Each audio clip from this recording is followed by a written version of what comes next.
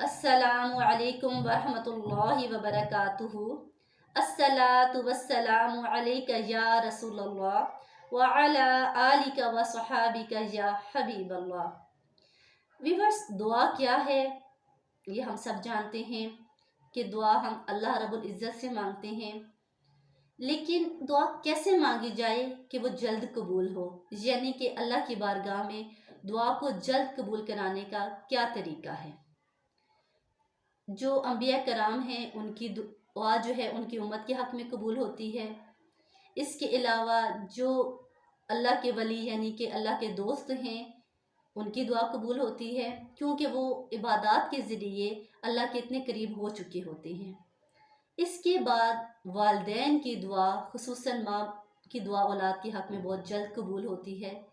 बाप की दुआ भी औलाद के हक़ में कबूल होती है, लेकिन एक माँ की दुआ का दर्जा जो है वो 70 वलियों की दुआ के बराबर होता है, ये हम सब जानते हैं।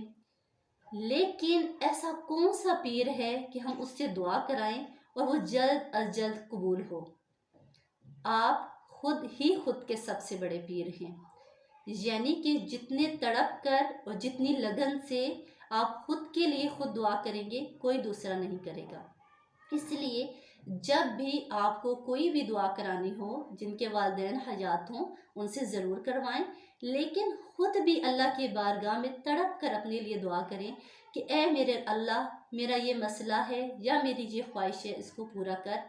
और ख़ुसूसन जो अल्लाह ताला से हदायत के बाद, ईमान के बाद दीन और दुनिया की भलाई और कामयाबी मांगा करें कि ए अल्लाह हमें दोनों जहां में कामयाब बना। इसके अलावा अगर आप किसी की भी कोई भी मदद करते हैं या कोई सपोर्ट करते हैं, ज़रूरी नहीं है कि आप किसी को कोई पैसे दें, आप किसी की भी किसी तरह से कोई सपोर्ट करते हैं तो वो जो उस वक्त उस इंसान के दिल से दुआ निकलती है वो कबूल होती है आपके हक़ में। तो अब ये तरीके तो हमें बता दिए हमारे दीन ने कि ये दुआ मांगने के तरीके हैं, ऐसे दुआ मांगो ताकि तुम्हारी दुआ जल्द कबूल हो। लेकिन साथ साथ हमें ये भी बताया गया है कि जब खुद के लिए दुआ मांगो तो बाकी लोगों, बाकी उम्मत के हक़ में भी दुआ मांगो। तो सबसे पहले तो अल्लाह रब्बुल इज़्ज़त हमारे नबी हज़रत मोहम्मद सल्लल्लाहु अलैहि वसल्लम की तमाम दुआएं हम उम्मत के हक़ में कबूल फरमाए। इसके अलावा जिनके वालिदैन हयात हैं वो उनसे दुआ कराएं, ख़ुद के लिए खुद दुआ करें, यानी कि जो आपके दिल के अंदर की आवाज़ होगी वही अल्लाह के यहाँ कबूल होगी।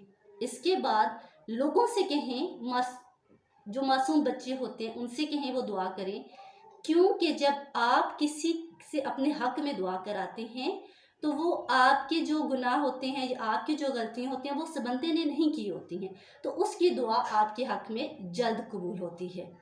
अल्लाह रब्बुल इज़्ज़त से दुआ है कि वो हम सब की तमाम नेक तमन्नाओं को पूरा करे। जज़ाकल्लाह।